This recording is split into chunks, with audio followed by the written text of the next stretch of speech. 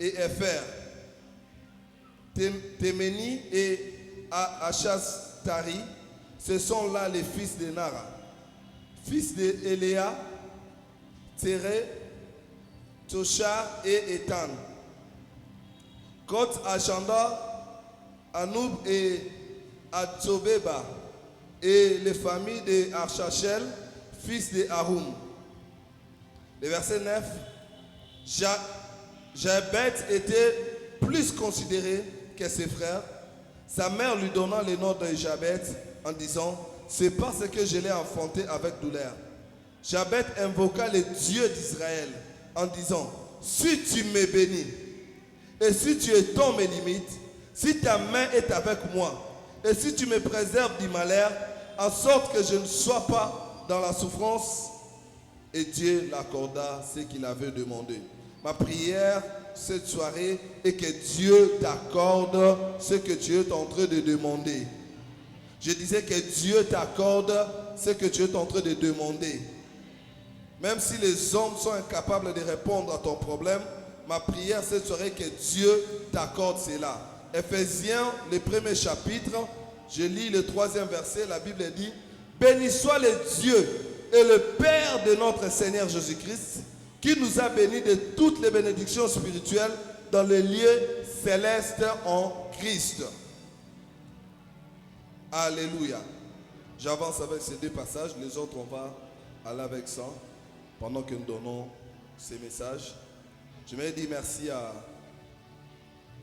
au Saint-Esprit pour cette grâce et opportunité qu'il m'accorde afin que je me tienne au devant de vous. J'aime bien dire, parce que c'est une confession que je dirais chaque jour, prêcher pour moi c'est une grâce de Dieu. Alléluia. C'est une grâce que Dieu m'accorde. J'aimerais dire aussi merci à notre papa qui est absent pour les choix qu'il a fait à notre égard pendant ces 120 heures de prière. Et je dis merci à tous les comités de l'église et tous les collaborateurs du pasteur ainsi à toute l'église. Amen. Bon, Dieu est froid, mais on va quand même évoluer. Nous sommes dans les 120 heures de prière. Je pense que chacun de nous, quand il est venu, il a un objectif et il est tellement déterminé à voir la main de Dieu. Alléluia. Laisse-moi te dire quelque chose. C'est jusqu'à ce que j'ai compris que Saoul s'était retrouvé dans la garnison des prophètes et il a prophétisé avec des prophètes, mais nulle part dans la Bible on a parlé des prophéties de Saoul. Vous savez pourquoi? C'est parce que Saoul s'était retrouvé dans une garnison où les gens prophétisaient, mais il n'a pas maximisé son temps dans les milieux prophétiques qu'il était. J'aimerais dire à quelqu'un ce matin, cette soirée plutôt, en ces lieux, fais un effort pour maximiser de ton temps dans les 120 heures ici. C'est possible d'être en train de prier, mais sans dire à Dieu quelque chose. C'est possible de demander à Dieu et ne pas recevoir parce qu'on a très mal formulé la demande.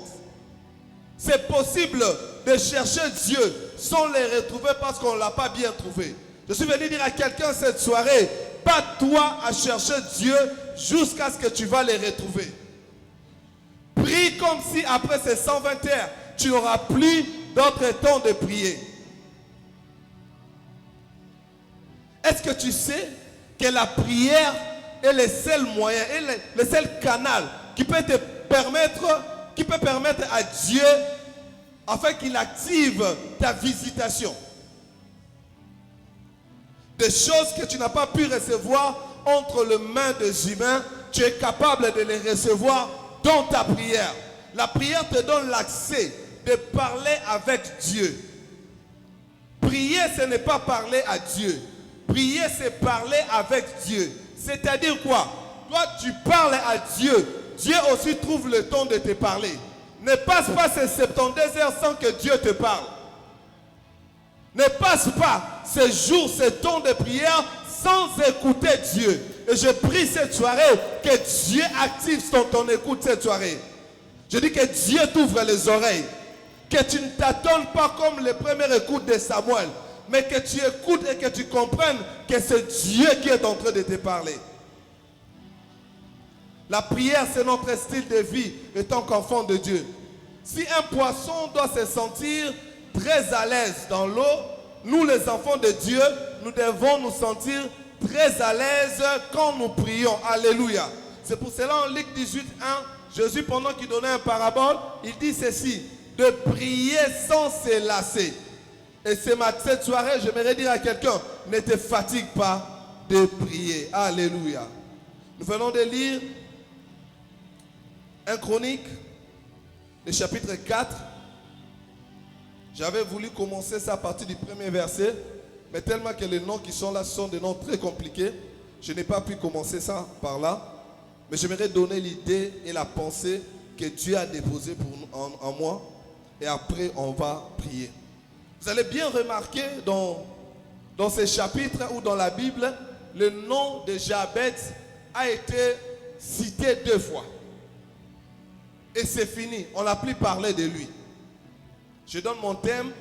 Parmi les clés de percée, le thème que je donne, c'est l'invocation. Alléluia. Mon thème, c'est l'invocation.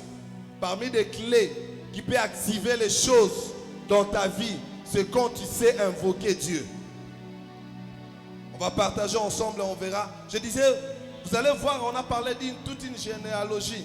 On a bien commencé ça. Je prends à partir du verset 5, on dit Ashur, père de Tekoa, il y a des femmes, Eléa et Nara. Et ça continue, mais ça arrive à un moment où on parle de Jabez, qu'on n'avait même pas cité dans la généalogie. Mais quand on arrive là, on parle de Jabez, on dit ceci, qu'il était le plus considéré plus que ses frères. Alléluia.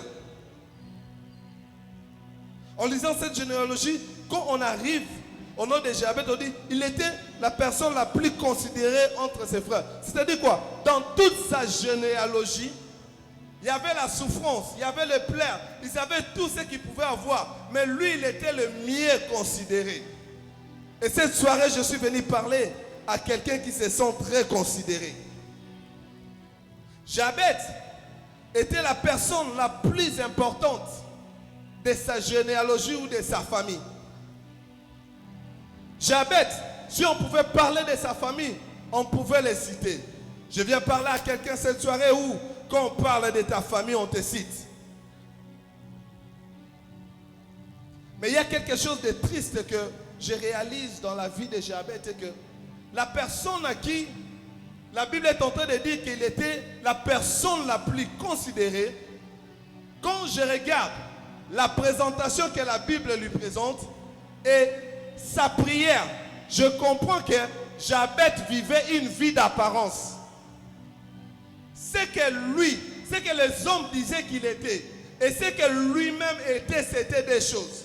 Est-ce que tu sais, il y a des moments quand nous te regardons, nous disons que tu vas très bien. Mais dans ces moments, au moment qu'à ce temps-là, quand tu es toi-même, tu ne fais que pleurer. Ça nous arrive des fois dans la vie, tout le monde pense que tu es le plus heureux, tu es le plus joyeux, mais tu es la seule personne qui connaît ce qui ronge ton cœur. Et c'est cette soirée, je suis venu parler spécialement à cette personne-là, où quand on lui regarde, on dit non, chez lui tout va bien. Mais c'est une personne qui pleure dans son cœur. Il y a une personne qui était un général de l'armée. Il était la personne la plus respectée de cette ville-là. Quand il passait, on lui donnait des honneurs. Je parle de Naaman. Mais la Bible dit, quand il rentrait chez lui à la maison, il avait la lèpre qui le rongeait.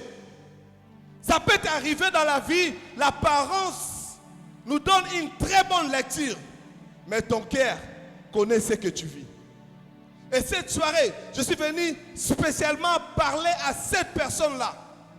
Quand tu regardes ce que les gens disent de toi, ce que les gens pensent sur toi, ce que les éloges que les gens te disent, des fois quand tu regardes, quand tu rentres en toi-même, tu réalises que ce n'est pas toi. Des fois, quand les gens te voient, ils te voient grand. Mais quand tu es assis à toi-même, tu réalises que tu n'es pas encore arrivé. Derrière les hommes considérables, il y a toujours un cœur qui pleure. Dans chaque homme qui est très considéré, il y a un cœur qui plaire. Et Jabez était cette représentation. Quand la Bible le définit, la Bible dit qu'il était la personne la plus considérée de sa famille. C'était la personne la plus saluée. C'était la personne la plus... celui qui avait l'image d'une personne qui était bien portant. Mais quand je vois Jabez en train de prier, c'est une personne qui est en train de pleurer et dit, si tu me bénis. C'est-à-dire qu'il n'avait même pas la bénédiction en lui-même. Au cette soirée, je suis venu parler à quelqu'un qui a besoin de percer. Quand tu regardes ta vie, tu sens qu'il y a un élément de ta vie que tu veux voir ça percer. Quand tu regardes ton travail, tu réalises, c'est seulement toi qui as fait 13 ans dans le même bureau. C'est seulement toi qui dois aller voir les gynécologues à tout moment. C'est seulement tes enfants qui doivent aller à chaque mois à l'hôpital. Mais quand les gens te regardent, ils disent que tu vas bien, tu vas mieux, tu émerges, tu perces. Mais en soi, il y a quelque chose qui ne marche pas dans ton cœur. Il y a quelque chose qui ne marche pas dans ta vie. Et la bonne nouvelle que je t'apporte cette soirée, je suis venu te dire, Dieu est venu pour consoler ton cœur.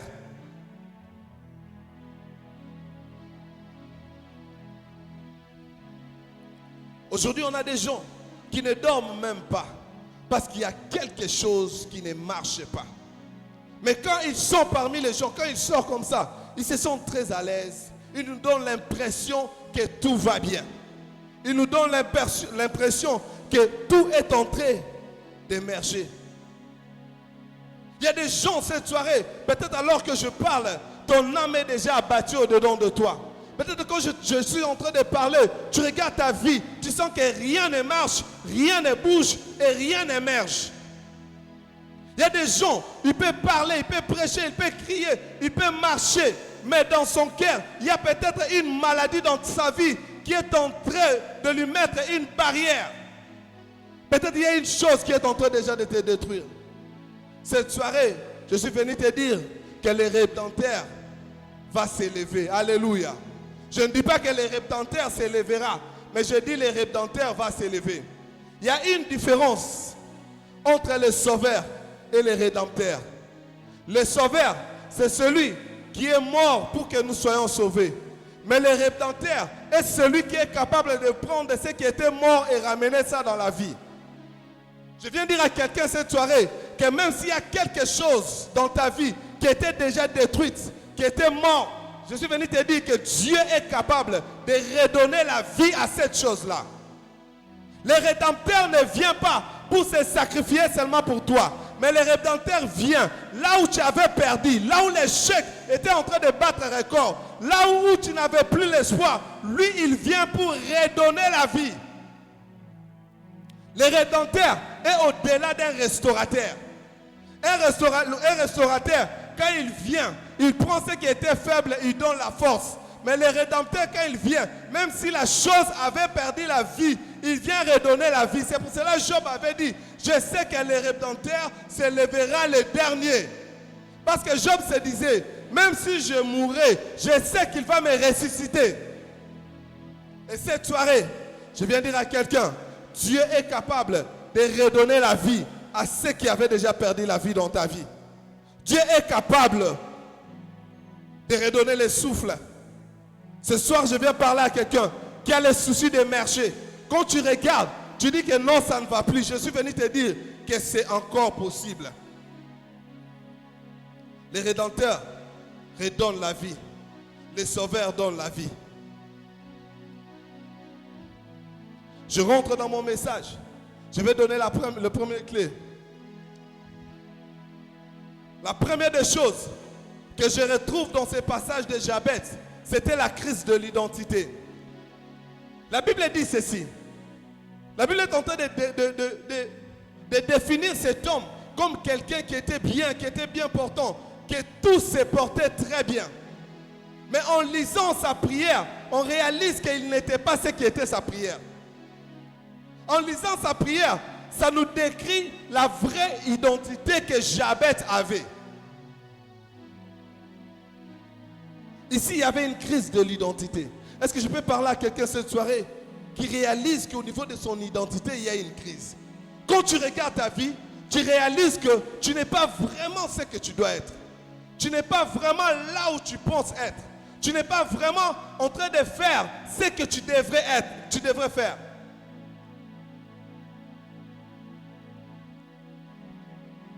Un jour, Moïse, alors qu'il grandissait, il réalise que certaines personnes, ou il réalise qu'il était devenu l'enfant de Pharaon.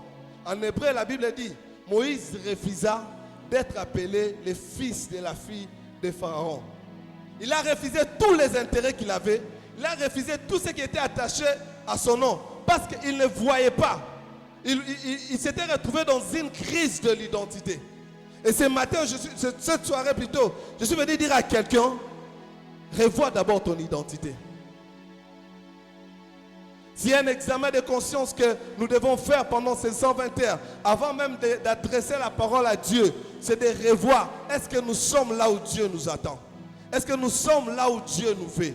Est-ce que nous faisons ce que Dieu attend de nous? Est-ce que, en ces temps ici, c'est vraiment cette prière que je dois adresser à Dieu? Est-ce que tu sais, il y a plusieurs personnes, même dans nos églises, ils vivent la vie des impressions et des complexes. Quand tu lui regardes, tu te dis non, lui vraiment, Dieu l'a béni, tout va bien. Mais dans son cœur, il y a des choses qui lui font pleurer du jour et au lendemain. Et ces choses-là peuvent créer même une crise de l'identité. Si tu ne fais pas attention, à un moment ou un jour, tu ne sauras même plus bien prier. La première des choses, j'aimerais te dire qu'il y a un problème de crise de l'identité dans la vie de Jabez. Les choses qu'il prie et la lecture, les témoignages des hommes, c'était des choses. Je rentre dans mon message. La Bible dit ceci au verset 9. La Bible dit, Jabez était plus considéré que ses frères.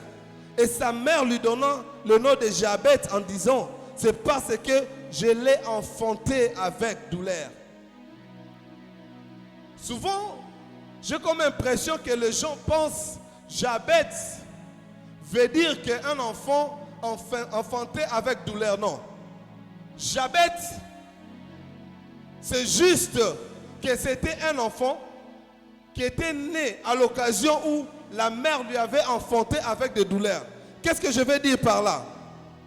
Être enfanté avec douleur ne doit pas faire de toi un homme de douleur. Passer par la souffrance, passer par les situations difficiles ne veut pas dire que tu es attaché à vivre dans des difficultés. Oui, certes, Jabez est né avec douleur, mais il n'est pas un enfant de douleur.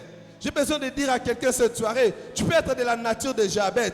Oui, tu es né avec douleur, mais tu n'es pas condamné à vivre dans la douleur.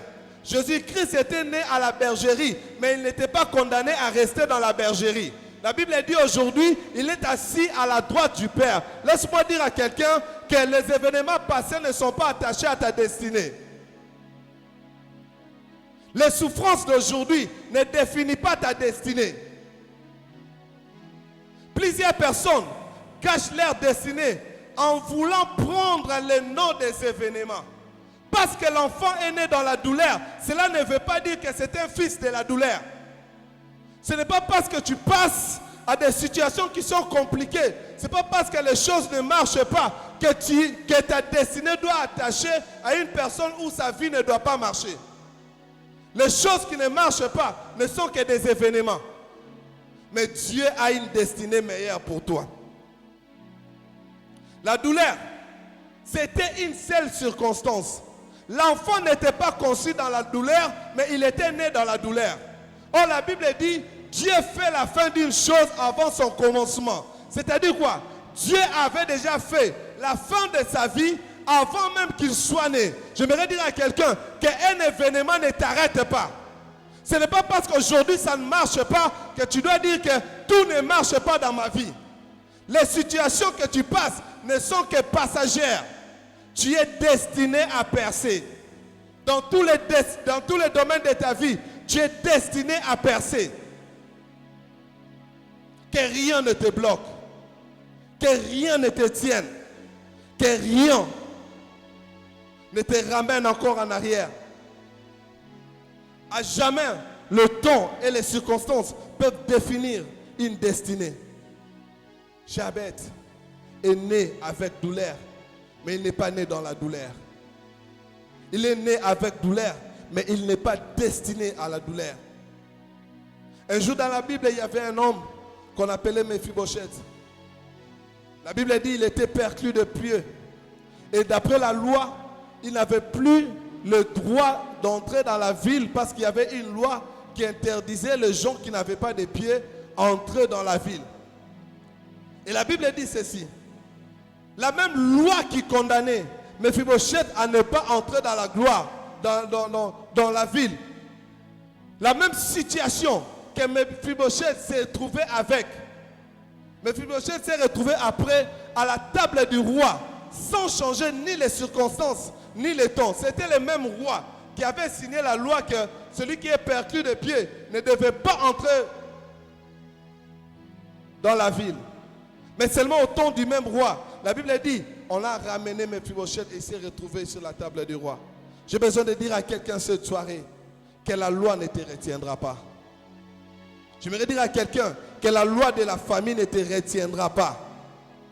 S'il y a une chose qui ne va pas te retenir à ne pas aller loin, c'est la loi. Car la grâce de Jésus-Christ est là.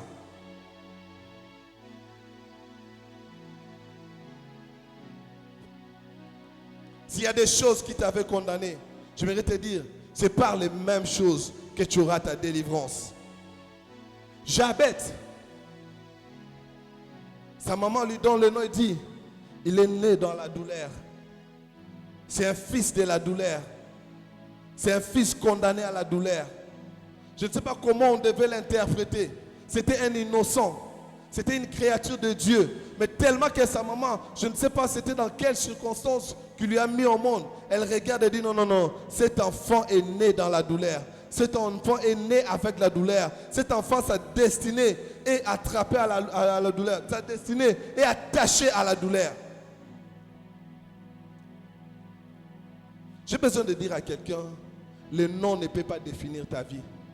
Et le nom ne peut pas définir ta destinée. On a donné à Jabez un nom par rapport à l'événement qui s'était passé, par rapport à la douleur qui était passée. Peut-être il y a quelqu'un cette soirée, alors que tu es assise, là où tu es, peut-être ta vie est devenue ton nom. Peut-être ta maladie est devenue ton nom. Peut-être les situations que tu es en train de passer est devenue ton nom. Quand on parle que Anna recevait les mortifications, c'est-à-dire quoi? Anna arrivait à une dimension où elle pouvait se dire, c'était mieux même pour moi de mourir que de rester dans la vie. Qui peut accepter? Vous êtes à deux femmes, seulement l'autre qui met au monde. Toi, tu as tout fait, tu es aimé, on te donne tout. Elle n'avait rien, elle n'arrivait même pas à concevoir. Anna a pleuré, elle a pleuré, elle a pleuré, elle a pleuré. À tel point que même le sacrificateur, quand il regardait Anna, il a dit à Anna, tu es ivre. Parce que l'expression, Anna a exprimé de toutes les façons, mais elle ne pouvait pas toujours voir quelque chose. J'aimerais dire à quelqu'un, ton problème peut prendre un nom, mais ça ne changera pas ta destinée. Ta situation peut te donner un nom, mais ça ne changera pas ta destinée. Ta destinée a été déjà classée en Christ. Alléluia. Ta destinée a été déjà prédestinée par Christ. Et j'aime dans tout ça, Jabez, il réalise à un moment, les gens lui trouvaient bien, les gens l'appréciaient. Mais sa vie n'était pas ce qu'il s'attendait. Sa vie n'était pas ce qu'il pensait. Sa vie n'était pas ce qu'il devait vivre. Et qu'est-ce que Jabez fait? C'est là où mon message commence. La Bible dit, Jabez invoqua l'Éternel. Alléluia. Au verset 10, la Bible dit, Jabez invoqua l'Éternel. Laisse-moi partager avec toi maintenant mon message. J'aimerais te dire quelque chose. La première des choses, il y a des moments dans la vie qu'il faut prier. Mais il y a des moments dans la vie, il faut invoquer Dieu. Il y a une différence entre prier Dieu et invoquer Dieu. Celui qui prie Dieu, il parle avec Dieu. Mais celui qui invoque Dieu, il prie Dieu afin que Dieu puisse descendre les surnaturels dans sa vie afin de transformer sa destinée. Quand tu invoques Dieu, tu vas dans le conseil céleste, tu travailles avec Dieu afin qu'il descende et qu'il se manifeste dans ta vie. Il y a des moments que tu dois aller à genoux où tu parles seulement avec Dieu. Mais il y a des moments où tu dois prier Dieu jusqu'à ce que sa puissance va descendre et transformer ta vie. Et des moments pareils, ce sont des moments où tu dois chercher Dieu jusqu'à ce que Dieu va descendre et changer ta situation. Je sais que cette soirée, chacun de nous a mené un problème devant Dieu. Celui qui invoque Dieu, Dieu descend avec vitesse parce que dans l'invocation, c'est Dieu qui prend la gloire. Psaume 50, verset 15. La Bible dit ceci, dit, invoque-moi au jour de la détresse, je te délivrerai et tu me glorifieras. Quand tu invoques Dieu, c'est la gloire de Dieu qui descend. C'est la toute-puissance de Dieu qui descend. Et quand Dieu descend quelque chose, il doit se manifester. C'est comme nous sommes dans la salle. Si le président de la République entre, nous allons réaliser qu'il y a un corps étranger qui est entré ici. C'est de la même façon quand on invoque Dieu. Quand tu invoques Dieu dans ta vie, tu verras qu'il y a un corps étranger qui est entré dans ta vie. Quand tu invoques Dieu dans ta destinée, tu verras qu'il y a un corps étranger qui est entré dans ta destinée. Quand tu invoques Dieu dans ta santé alors que tu es malade, tu verras qu'un corps étranger est entré dans ta santé. C'est pour cela il faut invoquer Dieu. Et Jabez avait compris. Il s'était retrouvé dans une famille qui n'avait pas de valeur. La personne qui prie, il dit, si tu me bénis, si tu étends mes limites. Une personne pareille, c'est-à-dire quoi? Il n'a ni bénédiction, il est limité. Mais quand il regarde, il dit, non, non, non, les gens pensent que je vais bien. Mais moi, je sais, je ne vais pas bien. J'ai besoin de percer. Percer, ça ne doit pas être une phrase. Percer, ça doit être une manifestation tangible. Une manifestation où ça doit se manifester. Un jour, Bartimée était habitué à écouter le bruit des pieds des gens. Bartimée était habitué à écouter l'odeur des gens. Bartimée était habitué à écouter les voix des gens. Mais un jour, Bartimée comprend que trop c'est trop. Aujourd'hui, je dois voir. Quand il a appris qu'il y avait un fils de David qui passait, il a commencé à l'invoquer. Il a commencé à crier, fils de David, aie pitié de moi, aie pitié de moi, aie pitié de moi. C'est ça, invoquer Dieu. Aie pitié de moi pour Bartimée, c'était ouvre-moi les yeux. Tu sais, des fois quand tu pries, tu dis à Dieu, étends ta main dans ma vie, mais Dieu écoute que je dois lui donner une promotion. Quand tu pries, tu dis à Dieu, étends ta main dans ma santé, Dieu comprend qu'il doit vous délivrer de diabète familial. Quand tu pries, tu dis à Dieu, étends ta main dans ma famille, il comprend que ça c'est la saison de mariage. Et Bartimée avait compris ça. Il a écouté qu'il passait. Il a dit, ici je dois l'invoquer. Bien aimé, j'aimerais te dire, pour arriver à la dimension d'invoquer Dieu, tu dois arriver aussi à la dimension où tu es fatigué de ta situation. Percer, après ces 120 heures de percer, si tu ne perces pas, tu es resté statique. Si tu ne perces pas, tu es resté immobile. C'est-à-dire quoi? Après ces 120 heures, tu dois faire accompagner ta vie d'un nouveau témoignage. Tu dois arriver à une dimension où tu dois dire, il y a eu les surnaturels dans ma vie. Parce que quand tu invoques Dieu, sa gloire descend. Quand tu invoques Dieu, Dieu descend. Là où Dieu descend, sa gloire est là. Là où Dieu descend, le surnaturel est là. C'est pour cela Jésus, quand il marchait, tout ce qu'il trouvait, tout ce qu'il touchait, il y avait une transformation. Que cette soirée, quand Jésus passera devant toi, qu'il transforme ta vie. Aïe, aïe, aïe. Je disais que cette soirée, quand Jésus passera dans ta vie, qu'il transforme ta vie. Je dis quand Jésus passera sur ton chemin, qu'il transforme ta destinée. Je dis quand Jésus passera devant ton problème, qu'il accorde la guérison. Je parle à quelqu'un qui est malade. Quand Jésus passera devant toi, qu'il accorde la guérison.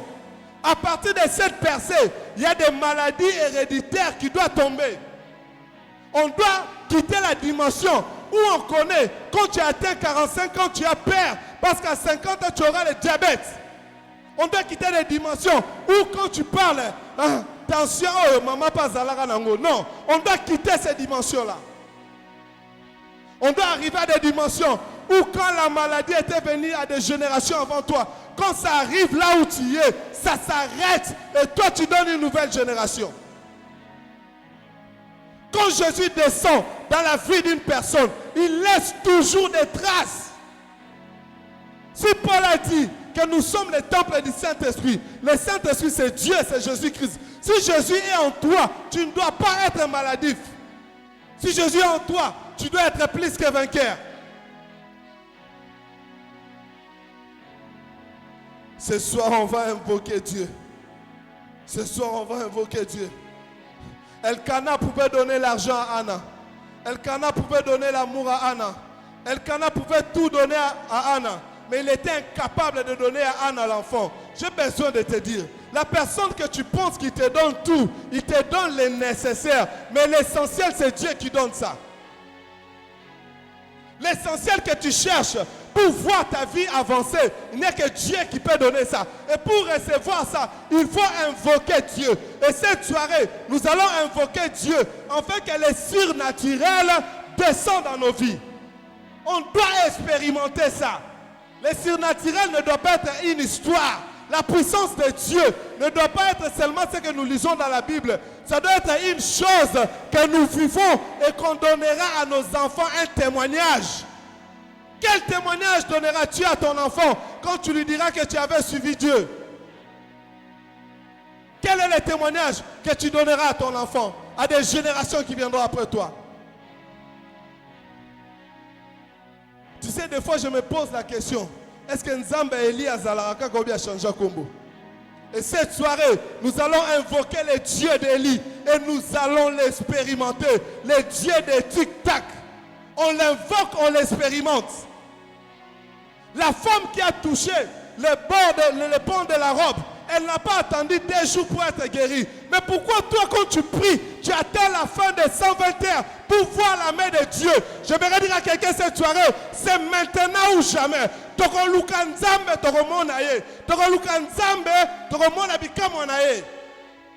ne va pas attendre le samedi. On ne va pas attendre après-demain. On ne va pas attendre qu'on nous impose les mains. Oh, la Bible dit, sa main n'est pas courte.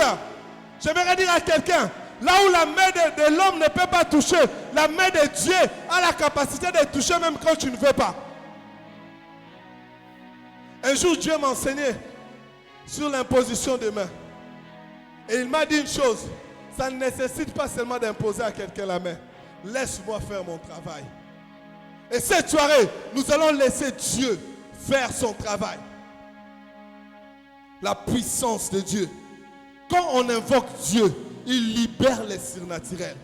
Tu sais, les surnaturels, ça amène toujours quelque chose de nouveau. J'aime dire ça. Bazon zete à Kokauka. Un bâton qui était sec, qui n'avait plus de vie. Mais on met ça là où, dans un arche. L'arche était un bois fabriqué de main d'homme, mais consacré à l'Éternel. On prend ces bâtons-là, on met à l'intérieur. La Bible dit le lendemain, on a trouvé ça à bourgeonner. Et j'aimerais te dire combien plus forte raison. On n'a pas besoin de te prendre, de te mettre dans l'arche, mais il y a l'arche vivante qui est en toi. Combien plus forte que tu dois vivre les mêmes choses. Ah, j'aimerais dire à quelqu'un cette soirée, les choses doivent changer. Parce que le Dieu vivant, l'arche vivante est en toi. Cette soirée, tu n'as pas besoin qu'on prenne les bâtons qu'on mette dans l'arche. Tu n'as pas besoin qu'on prenne ton problème qu'on mette dans l'arche. Mais cette soirée, je viens t'informer. Oh, l'arche vivante est déjà dans toi. Et les choses doivent changer. Les choses doivent changer. Les choses doivent changer. Les choses doivent changer. Il dit, si tu me bénis, si tu me bénis,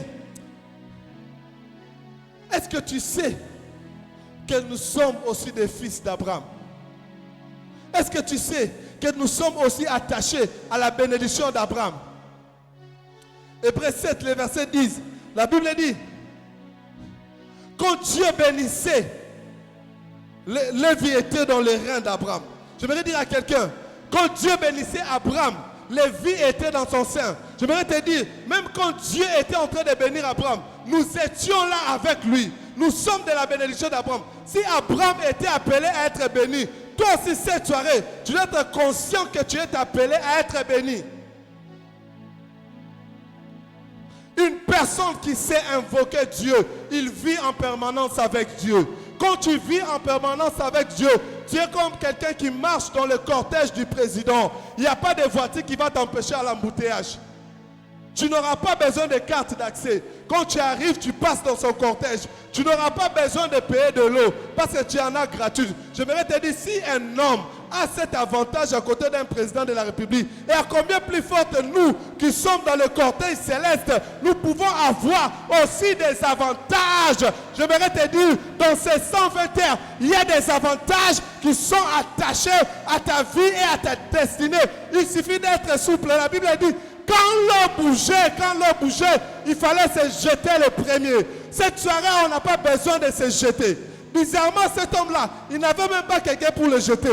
Est-ce que je peux te dire cette soirée, si tu n'as pas quelqu'un pour te jeter dans l'eau, mais tu as la voix pour invoquer.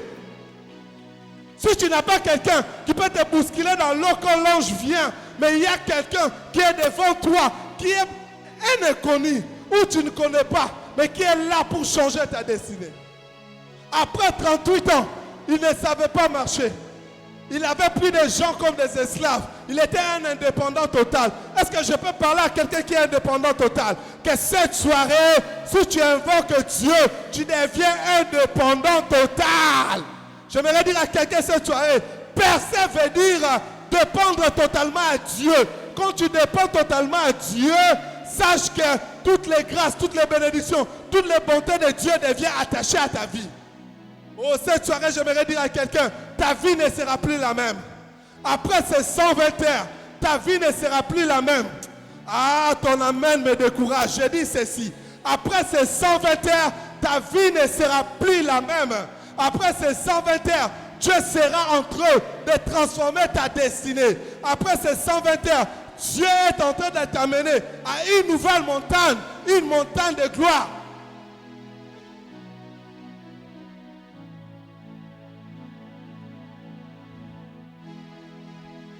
Alléluia. Ephésiens 3. La Bible dit, Dieu nous a bénis de toutes sortes de bénédictions. Toutes sortes. Ma pamboli a minene, il y a mikié, il y a moyenne, il y a léger, il y a poids. Dieu nous a bénis de toutes ces bénédictions-là. Dieu nous a bénis de toutes sortes de bénédictions spirituelles dans les lieux célestes en Christ. J'ai besoin de parler à quelqu'un cette soirée. Tu as raison d'invoquer Dieu parce que ta bénédiction est attachée à la présence surnaturelle de Dieu dans ta vie. Quand je parle du surnaturel, ce n'est pas un mystère. Le surnaturel, c'est déjà la présence de Dieu. Le surnaturel, c'est déjà Dieu. C'est déjà le royaume de Dieu. Quand tu invoques Dieu, Dieu descend. Quand tu invoques Dieu, Dieu se manifeste. Marabashata. Cette soirée, il suffit d'avoir la soif de Dieu. Il suffit de s'attendre à Dieu. Jabez regarde sa vie. Il dit, si tu me bénis, quelqu'un qu'on pourrait trouver considérable. Peut-être alors que je prêche, tu es là, tu me boudes, tu regardes. Peut-être alors que je prêche, tu es là, tu m'observes. Mais tu connais ce qui te fait pleurer la nuit. Tu as oublié ça. Tu connais ce qui te fait manquer le sommeil. Tu as oublié ça. Et Jabez était comme ça. Quand les gens le voyaient, on l'acclamait. Jabez, l'homme le plus considéré. Jabez, l'homme qui est bien. Mais on ne savait pas que dans sa vie, il n'avait pas de bénédiction. Quand il a commencé à prier, la première des choses qu'il a demandé à Dieu, il a dit, si tu me bénis. J'aimerais dire à quelqu'un cette soirée, nous allons dire à Dieu, si tu nous bénis. Nous avons besoin de la bénédiction de Dieu. Il n'y a pas plus heureux qu'être béni par Dieu. Parce que ça ne se fait pas suivre de chagrin. La bénédiction de Dieu, ça donne la joie. Ça donne la paix. Bien-aimé, peut-être tu ne sais pas. J'ai travaillé avec des gens. Il a l'argent, mais il n'a pas la paix. Dans ma vie, j'ai eu un chef qui entrait chez lui à 4 heures du matin et il sortait à 7 heures juste. Je ne sais pas quand est-ce qu'il dormait. Quand il termine le travail, il doit aller à la boîte jusqu'à 4 heures du matin. Mais quand vous venez le matin, lui, il était là déjà à 7 heures. Il a l'argent, il avait tout, mais il n'avait pas la paix. Une bénédiction, mais qui ne lui donnait pas la paix, qui ne lui donnait pas la joie. Mais j'aimerais dire à quelqu'un cette soirée, c'est la bénédiction de l'Éternel qui enrichit. Et tu en as besoin, tu en as besoin, tu en as besoin. On a besoin de la bénédiction de Dieu. Jabez, la personne la plus considérée de sa famille, il a regardé, il a dit, si tu me bénis, si tu me bénis.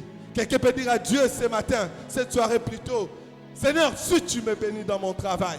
Oui, tu es élevé, tu as un bon travail, tu as un bon salaire. Est-ce que tu peux dire à Dieu, si tu me bénis? Tu as un bon mariage. Est-ce que tu peux dire à Dieu, si tu me bénis? Si tu me bénis. Si tu me bénis. Si tu me bénis. Si tu me bénis. Si tu me bénis. Il dit encore, il dit, et que tu étendes mes limites. Et que tu étendes mes limites. C'est jusqu'au jour où j'ai compris que quand Jérémie a eu la parole de invoque-moi et je te répondrai, Jérémie était dans les limites. Si vous lisez la Bible, vous allez réaliser que Jérémie était dans la prison quand il a eu ces passages-là. Invoque-moi, je te répondrai. C'est quand il était dans la prison que Dieu lui a dit invoque-moi. Je me suis posé la question. Dieu sait déjà qu'il était en prison. Pourquoi pas Dieu est venu seulement le délivrer? C'est parce que Dieu aime qu'on l'invoque parce qu'il doit se glorifier. Et Jabez dit, si tu étends mes limites, je prie cette soirée que Dieu étend tes limites. Je dis que Dieu étend tes limites. Je dis même dans ton travail, je prie que Dieu étend tes limites. Même dans l'intelligence de tes enfants, que Dieu étende tes limites. Je dis même dans tes affaires, je prie que Dieu étende tes limites.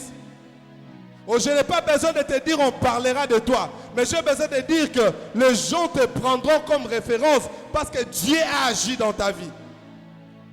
J'ai besoin de dire à quelqu'un, les gens vont te lire comme un livre parce que Dieu est passé dans ta vie. Jabez a compris ça. Il a dit, si tu étends mes limites, si tu étends mes limites. J'ai besoin de parler à une femme qui a besoin d'enfants. Dis à Dieu cette soirée, si tu peux étendre mes limites. Peut-être l'ennemi avait mis des limites, tu auras seulement 1, 2 enfants. Mais Dieu est capable d'élargir l'espace. Un jour, il dit à Abraham, regarde à midi, regarde à l'Orient. La bénédiction de Dieu n'a pas de limite. C'est une bénédiction qui est infinie. Et cette soirée, si les humains avaient mis des limites dans ta vie, ça va tomber au nom puissant de Jésus. Oh, quelqu'un qui n'a pas besoin de voir les limites tomber, il n'arrive pas à dire amen. Je dis encore une fois de plus, s'il y avait des limites dans ta vie, je dis ça va tomber cette soirée dans le nom puissant de Jésus. Que toute limite qui a été placée dans ta vie, dans ta destinée, que ça tombe au nom puissant de Jésus. J'aimerais dire à quelqu'un, s'il y a des limites des paroles de famille qui sont en train de dominer dans ta vie, je dis que ça tombe au nom puissant de Jésus. S'il y a des hommes qui ont parlé, qui ont déclaré des choses, qui ont placé des limites dans ta vie, que cela tombe au nom puissant de Jésus. Et je dis à quelqu'un, Dieu est en train d'étendre tes limites. Dieu est en train d'élargir ton espace. Dieu est en train d'élargir ton salaire. Dieu est en train d'élargir tes affaires. Dieu est en train d'élargir ton ministère. Dieu est en train d'élargir ta destinée. Dieu est en train d'élargir ta famille. Si on n'a jamais parlé de ta famille, Dieu s'impose dans les 120 heures. On parlera de ta famille. Vous serez des solutions. Il y a des familles qui sont des solutions. Et ta famille sera une famille solution. Et si ta main est avec moi, et si tu me préserves de malheur, en sorte que je ne sois pas dans la souffrance. J'ai réalisé que Jabez était considéré, mais il était dans la souffrance. Cette soirée, je ne sais pas quelle est la souffrance qui te dérange. Je ne sais pas qu'est-ce qui te fait mal. Alors que je priais, Dieu m'a dit quelque chose. Il y a une personne encelée qui a un problème avec ses reins. Il a un problème de reins. Soit une personne qui est encelée, dans sa famille, ils ont un problème de reins. Je suis venu te dire, invoque Dieu. Et tu vas voir la main de Dieu instantanément. Alléluia. Alléluia. Il dit que je ne sois pas dans la souffrance. Que je ne sois pas dans le plaire. Les plans de Dieu. Dieu dit, les projets que j'ai fondés pour vous, ce ne sont pas les projets de malheur. Dieu, les projets qu'il a fondés pour nous, sont des projets de bonheur et de paix. Je suis venu dire à quelqu'un, Dieu ne t'a pas destiné dans le malheur. Dieu ne t'a pas destiné à pleurer. Dieu ne t'a pas destiné dans la douleur. Et après ces 120 heures, tu dois donner un témoignage à Dieu. Je dis, après ces 120 heures, tu dois proclamer que Dieu m'a visité. Dieu m'a visité. Dieu m'a affi ma vie. Dieu a changé ma vie. C'est par là que j'ai compris. C'est possible de donner l'apparence de ce qu'on n'est pas. Et j'aimerais dire à quelqu'un que Jésus est là. Il veut changer la vie de quelqu'un cette soirée. Il veut transformer la vie de quelqu'un cette soirée. Si un jour, Élie a invoqué Dieu et les feux est descendu, la contestation a pris fin. J'aimerais dire à quelqu'un cette soirée, si tu invoques Dieu, tu vas voir la contestation de ta vie va prendre fin. Je parle à quelqu'un cette soirée. Si tu invoques Dieu, les gens qui s'est levés contre toi, tu vas leur voir changer leur langage. Les gens qui t'ont fait souffrir toute cette année, les gens qui t'ont fait souffrir pendant des années, je vais te dire cette soirée, si tu invoques Dieu, le surnaturel va descendre dans ta vie et tu vas voir la fin de la contestation. Peut-être tu es là, ton problème est qu'au travail, le combat ne termine pas. Au travail, le complot ne termine pas. Dans la famille, les attaques ne terminent pas. J'aimerais te dire, si tu invoques Dieu, le surnaturel va te protéger. Le surnaturel, ça garantit. Le surnaturel, ça bénit. Le surnaturel, ça protège. Le surnaturel, ça restaure. Si tu invoques Dieu, il descend avec toute puissance. Et cette soirée, nous allons invoquer Dieu. Pas dans le but seulement de lui parler, mais nous allons invoquer Dieu dans le but de l'expérimenter. Dans le but de l'expérimenter.